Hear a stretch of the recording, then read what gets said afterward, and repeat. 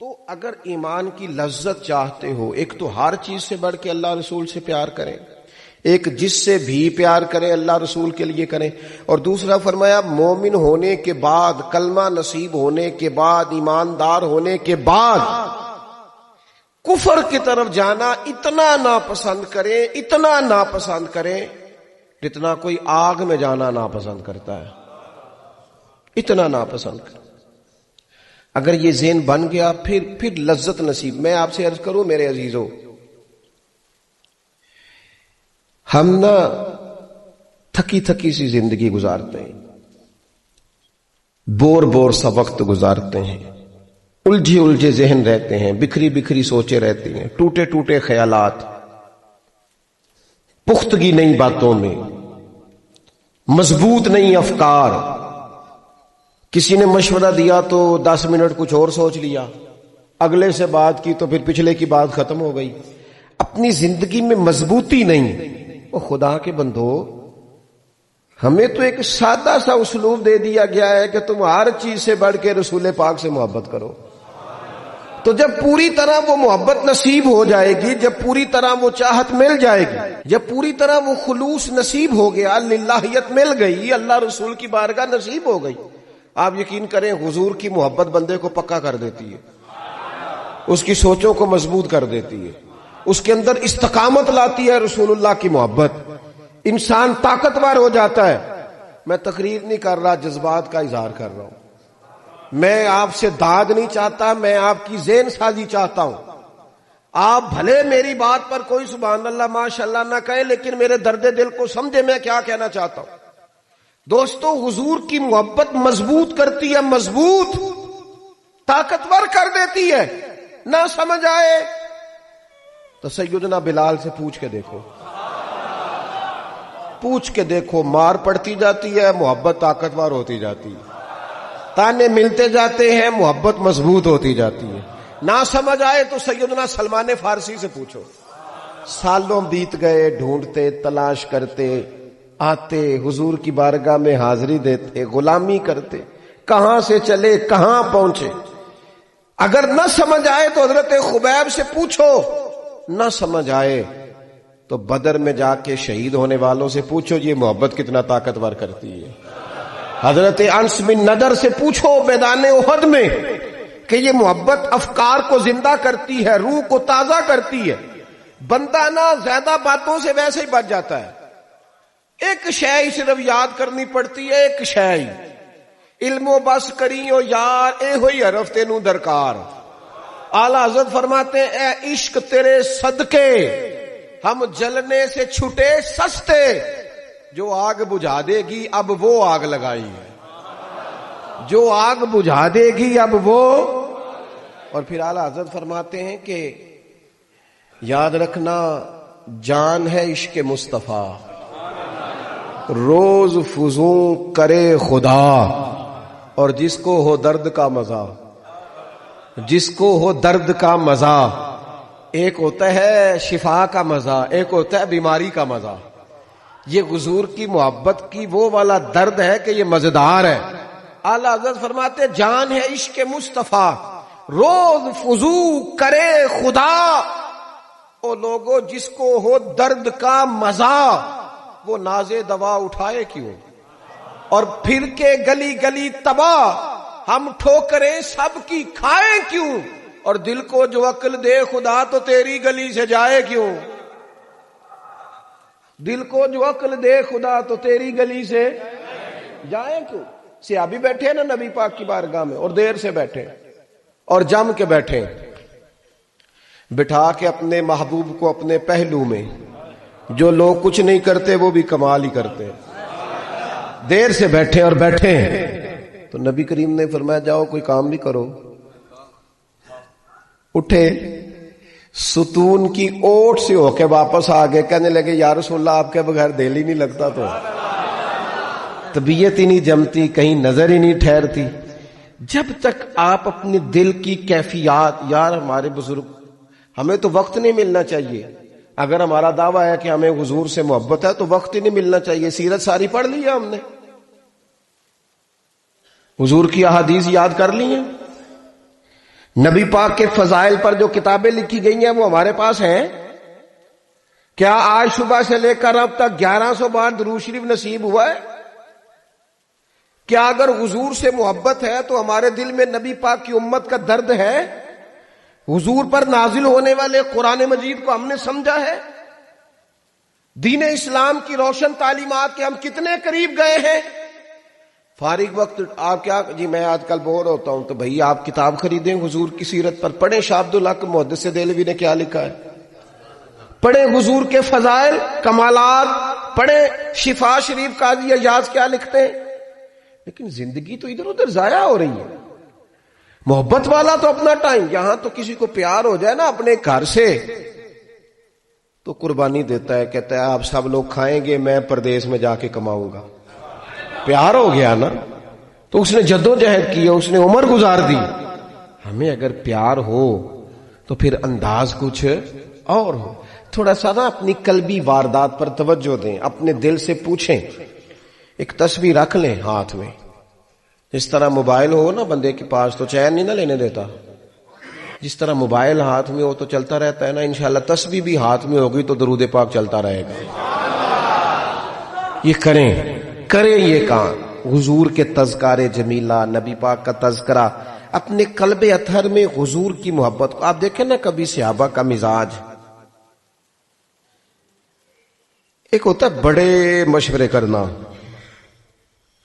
اور ایک ہوتا ہے زندگی میں نا ایک حرف یاد کر لینا. صحابہ نے نا ایک سبق یاد کیا تھا کہ جو حضور کہہ دیں گے نا، یہ بڑا مختصر، بڑا جامع، بڑا مزیدار اور سارے پہلوؤں کو اکٹھا کرنے والا سبق ہے. جو کریم کہہ دیں گے نا، لمبی چوڑی دوڑ ہی نہیں، جو حضور فرما دیں گے. حضرت صدیق اکبر سے پوچھا آپ کو پسند کیا ہے؟ کہنے لگے حضور آپ کو دیکھتے رہنا. میرا دل کرتا ہے میری بیٹی گھر میں خدمت کرے. حضور میرا دل کرتا ہے اللہ مجھے مال دیتا رہے، میں آپ کے قدموں پہ قربان کرتا رہوں. سانو تے قید سجن دا گہنا ہے، وہ جینجے رکھے ایسا اونج رہنا ہے. ہم نے نہ طے کر لیا ہے، ہم نے ادھر ادھر ایک مختصر سے سبق یاد کر لیا ہے. آپ یاد رکھیں ہمارے پاس کوئی نہ کوئی لذت ہے، کسی نہ کسی چیز کے پیچھے دوڑ رہے ہیں. ہر بندہ دوڑ رہا ہے، کچھ مان کے دوڑتے ہیں، کچھ نہ مان کے دوڑتے ہیں، لیکن دوڑ لگی ہوئی ہے. آپ یقین کریں میں ایسے لوگوں کو بھی جانتا ہوں جو ڈھونڈ کے محفل میں جاتے ہیں آج میں نے اپنے نبی کی نعت سننی ہے. میں ایسے لوگوں کو بھی جانتا ہوں جن کو کتاب مل جائے نا ٹائٹل پہ لکھا ہو حضور کا تذکرہ دوڑ کے خرید لیتے ہیں. میں نے دیکھا ہے کہ حضور کے میلاد پاک میں وہ یوں خرچ کرتے ہیں کہ جیسے بس پوری کیفیت طاری ہو گئی. نبی پاک کی نسبت جہاں نظر آئی، حضور کے اصحاب کی بات آئی یا اولاد کی بات آئی، امت کے اولیاء کی بات آئی یا علماء کی بات آئی، دین کے طلباء جو مدرسوں میں پڑھتے ہیں ان کی بات، جہاں جہاں ذکر آیا. ہم نے نہ کبھی قطرے پہ غور کیا اور نہ دریا دیکھا، بس جہاں تیری جھلک دیکھی وہیں ڈوب گئے. اپنے دل میں اس محبت کو پیدا کریں. میں آپ سے عرض کروں اولادیں بھی پریشان ہیں ہماری.